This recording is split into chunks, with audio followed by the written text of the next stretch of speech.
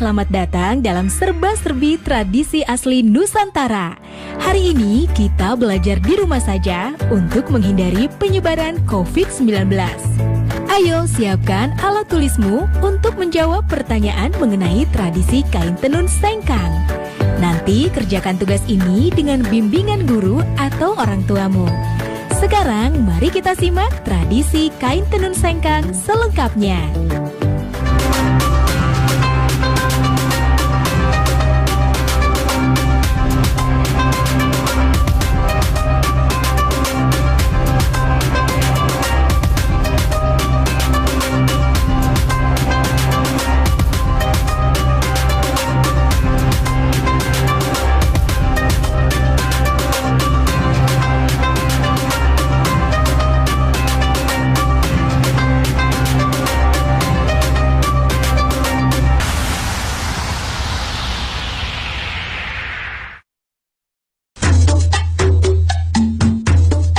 Menggores masa dan menyimpan makna tersirat.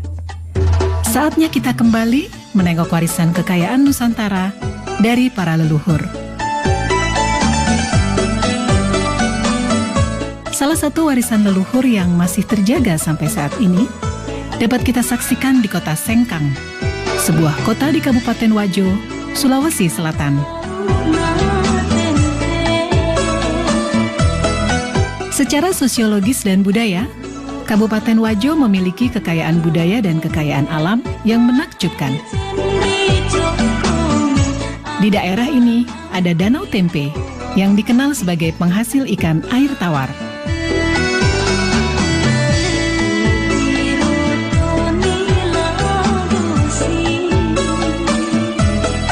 Danau Tempe terbentang laksana cermin raksasa di sisi barat kota Sengkang. Danau ini memiliki pesona alam yang elok dan unik. Perkampungan nelayan tradisional bernuansa Bugis berjajar sepanjang tepian danau. Berjarak 2 km arah timur kota Sengkang, dekat Danau Lampulung, terdapat kampung adat Attakae. Di sana terdapat bangunan duplikat rumah adat Wajo. Salah satu di antaranya yang terbesar adalah Seo Raja atau Istana Raja Latenri Bali.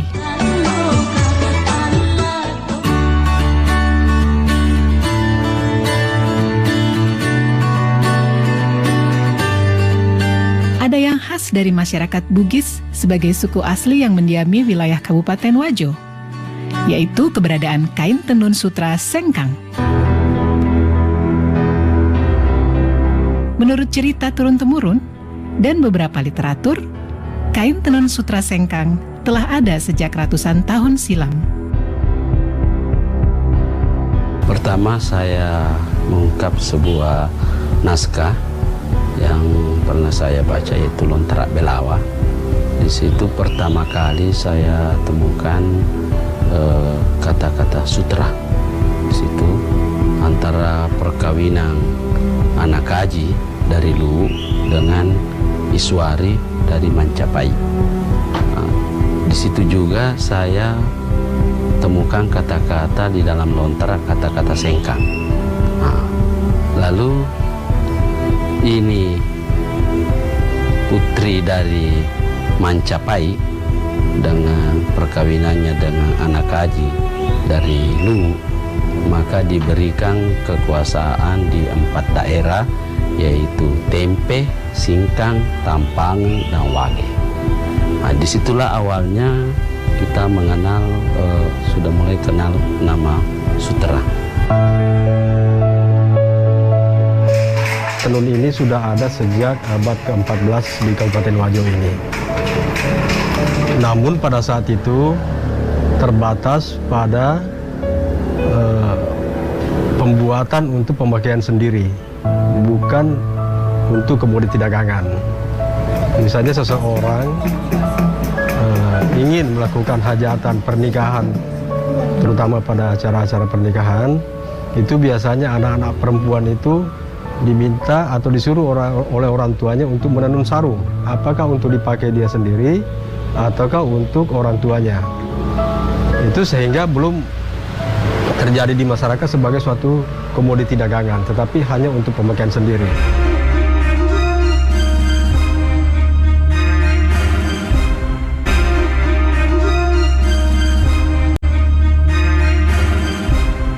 Sejarah tentang tenun sutra sengkang tidak dapat dipisahkan dari peran perempuan Bugis dalam keluarga.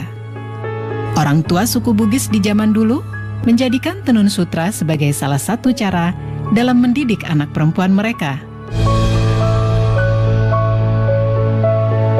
Nah, salah satu cara untuk mendidik anak-anak perempuan di zaman dulu agar supaya perempuan-perempuan ini bisa menjaga diri, terhindar daripada hal-hal negatif, sehingga lebih banyak dianjurkan atau disuruh oleh orang tuanya untuk tinggal di rumah untuk menenun. Nah, sehingga akhirnya menjadi suatu tradisi dan budaya pada masyarakat Bugis, khususnya di Kabupaten Wajo ini, setiap anak perempuan harus pandai menenun. Dalam bahasa lokal, yaitu Bugis, sutra disebut dengan sabbe. Menengok ke masa yang lalu, aktivitas masyarakat Wajo dalam mengelola sutra sudah dilakukan secara turun-temurun, baik dalam skala industri rumah tangga maupun industri menengah.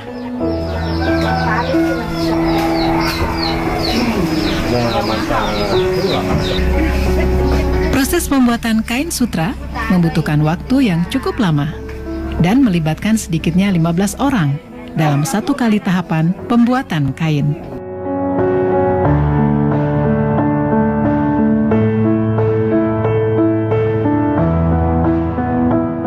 Sebelum menjadi benang sutra, ada proses yang cukup panjang yang dimulai dari peternakan ulat sutra.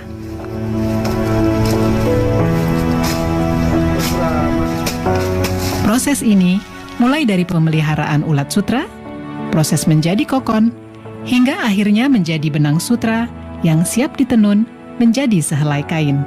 Kita dapat telur dari Verfutani sesuai dengan pesanan. Contoh ini tempat telurnya dan menetas, misalnya penetasan tanggal 1. Ini menetas baru 3 hari makan, dikasih makan dengan daun murbei. Ada memang khusus daun murbei itu. Baru 3 hari makan, baru ada instar pertama. Artinya tidur. Instar pertama itu 2 kali 24 jam. Ulatnya tidur itu tidak makan. Baru setelah instar pertama makan lagi selama 2 hari. Masuk instar 2. Begitu seterusnya sampai instar 4. Ini sudah masuk instar 5. Artinya ini masuk untuk proses pengokonan. Tinggal 3 hari proses pengokonan. Dia akan membungkus dirinya jadi kepompong. Itu seratnya, dia mengeluarkan air liur dari mulutnya, bikin bundaran untuk membungkus dirinya. Dan bundaran itulah disebut kokon, dan itulah yang menjadi sutra.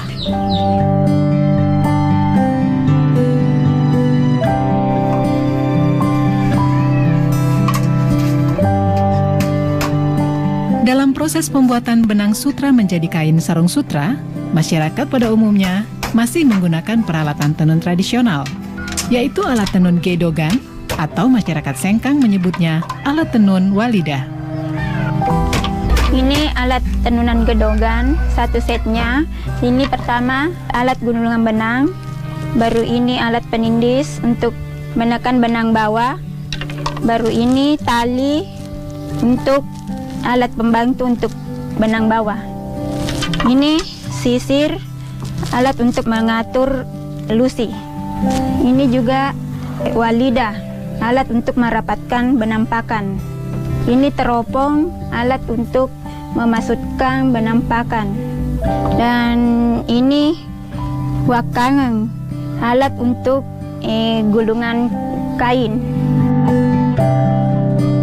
Perkembangan teknologi yang datangnya dari tanah Jawa berpengaruh terhadap proses pembuatan tenun sutra di sekitar tahun 1950 dan membuat sebagian proses pembuatan dengan alat tenun gedogan beralih menjadi alat tenun bukan mesin. Nah adik-adik, sekarang waktunya menjawab pertanyaan. Siap-siap mencatat ya. Pertanyaannya adalah, apa hubungan ulat dengan kain sutra? Dicatat ya. Apa hubungan ulat dengan kain sutra? Nanti jawablah pertanyaan ini sebagai tugas ya.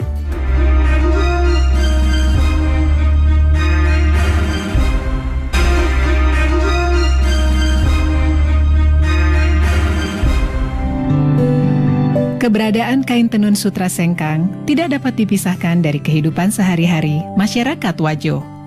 Bahkan di tahun 70-an, tenun sutra seolah mempunyai keistimewaan tersendiri saat hari raya tiba. Tidak hanya itu, sutra sengkang mempunyai nilai simbolik yang sangat tinggi dalam menerjemahkan hubungan suami istri dalam kehidupan masyarakat Wajo.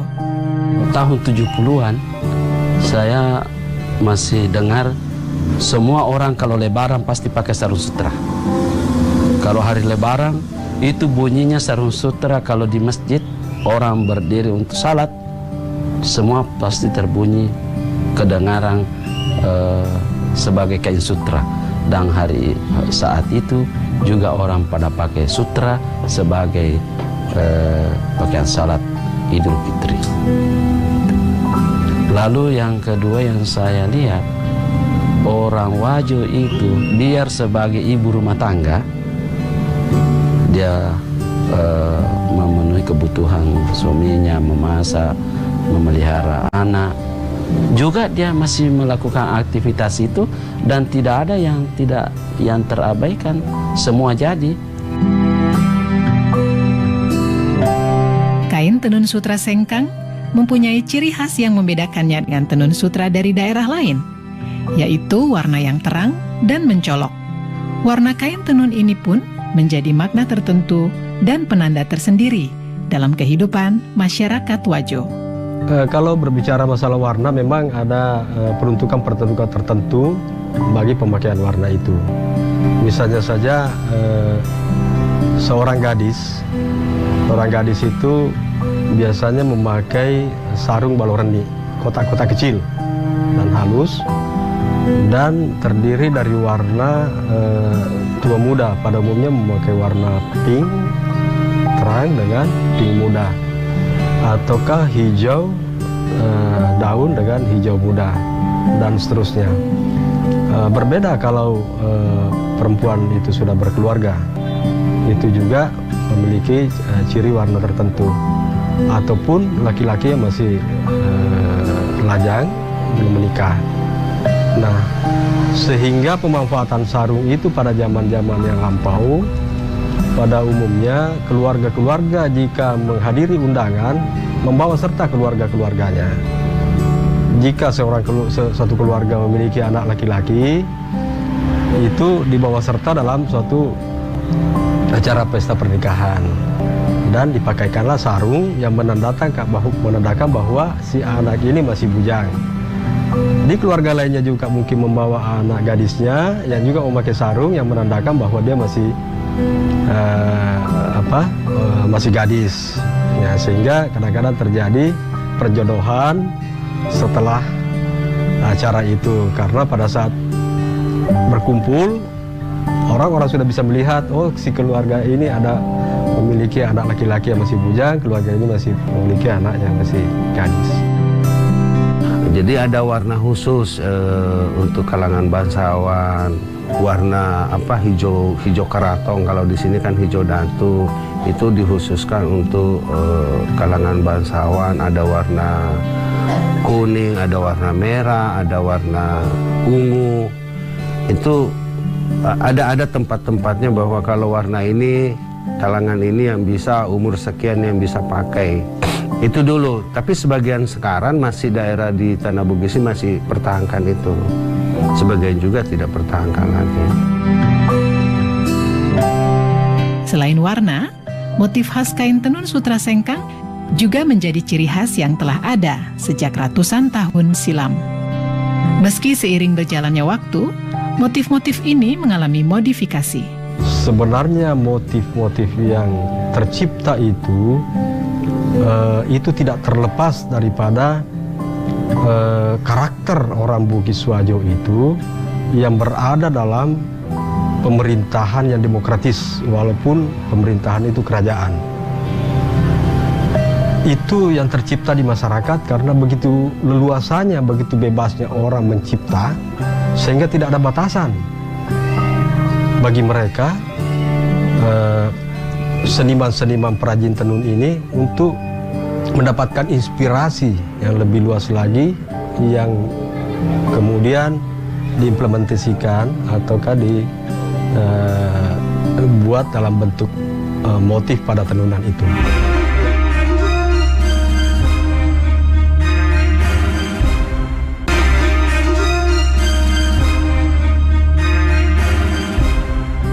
Selain motif-motif yang memiliki filosofi yang syarat dengan adat istiadat, ada juga motif lagosi yang beberapa tahun belakangan mempunyai tempat istimewa bagi para pecinta kain tenun sutra Sengkang.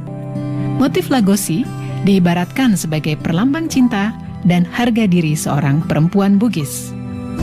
Motif lagosi itu terjadi sekitar tahun 1930. Ketika itu secara besar-besaran masyarakat Wajo, kaum lelakinya itu banyak yang merantau, seperti misalnya ke Malaysia, ke Sumatera, di Kalimantan, dan daerah-daerah lainnya. Nah, sehingga perempuan-perempuan yang ditinggal oleh suami untuk menjaga diri, itu melakukan aktivitasnya kebanyakan di rumah dengan menenun. Dari situlah kemudian muncul inspirasi, kerinduan mereka akan kembalinya sang suami, maka ditenunlah motif-motif lagosi itu yang berbentuk setangkai kembang. Itu perlambang cinta yang terus dijaga, sekalipun bertahun-tahun ditinggal oleh suami. Menjaga kesucian, menjaga harga diri seorang perempuan, saya kira di seluruh Indonesia adalah harga mati juga. Usaha tenun sutra tidak dapat terlepas dari kehidupan masyarakat Wajo, karena hampir 15% masyarakat Wajo terlibat dalam proses pembuatan tenun sutra. Tantangan yang dihadapi adalah menurunnya produksi benang sutra, baik dari segi kuantitas maupun kualitas. 10 tahun yang lalu itu kan produk benang sutra lokal melimpah. Sampai Wajo bisa produksi kain itu 2 juta meter per tahun. Itu cerita 10 tahun yang lalu. Nah, sampai awal 2010 kemarin, produk benang sutra lokal menurun. Nah itu, sampai sekarang awal tahun 2018 baru ada kayak signal.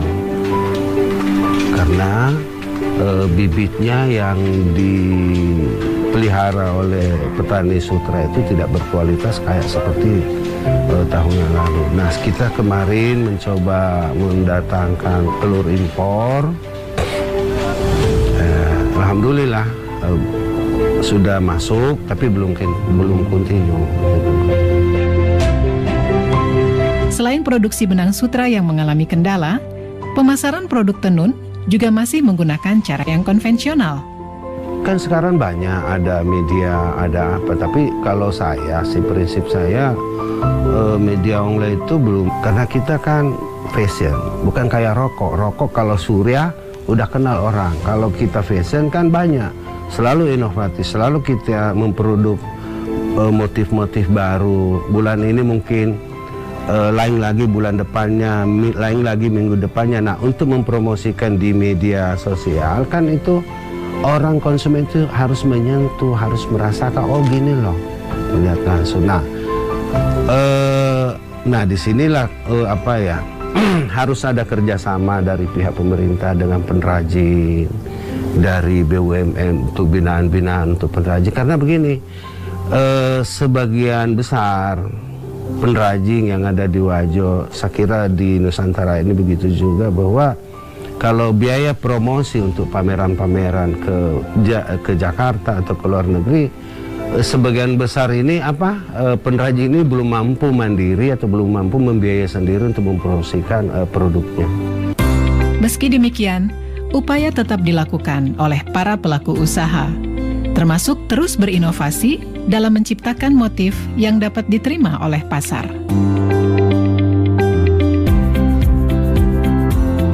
Satu hal yang masih sangat melegakan dan menyisakan harapan besar, bahwa sampai saat ini, masyarakat Wajo, baik generasi tua maupun muda, sebagai pewaris kekayaan Nusantara ini, masih sangat mencintai dan menjadikan sutra sengkang sebagai bagian yang tak dapat dipisahkan dalam kehidupan mereka sampai kapanpun.